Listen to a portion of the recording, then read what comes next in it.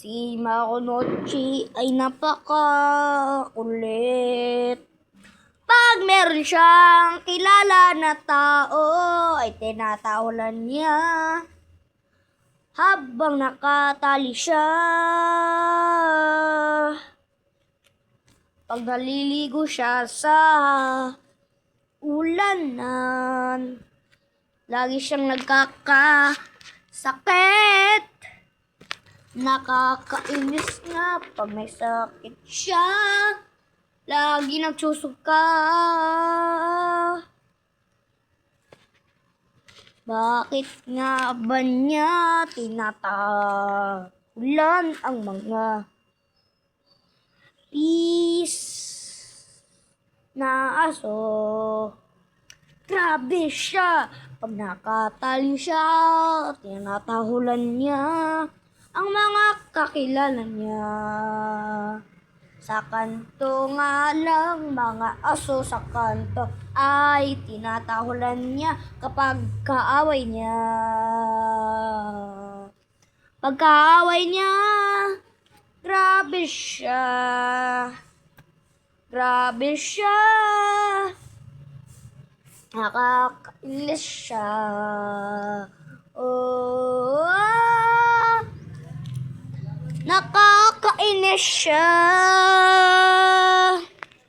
Bakit nga ba niya tinatahulan silang lahat? Oh! Welcome to my vlog. Ano pa? Huwag mo kasali.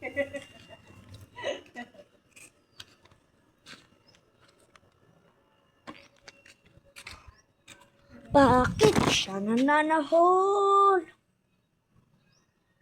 Bakit siya nananahol sa mga kakilala niya? Dahil trip niya lang. Siguro trip niya lang na manahol sa mga aso. And nakakainis rin kapag tumatakbo siya palabas ng gate namin. Nakakainis nga kapag lumabas siya sa gate namin. Kaya yung mga aso nyo, itali nyo rin, baka lumabas na. Baka lumabas na ang mga aso nyo at di nyo namamalayan.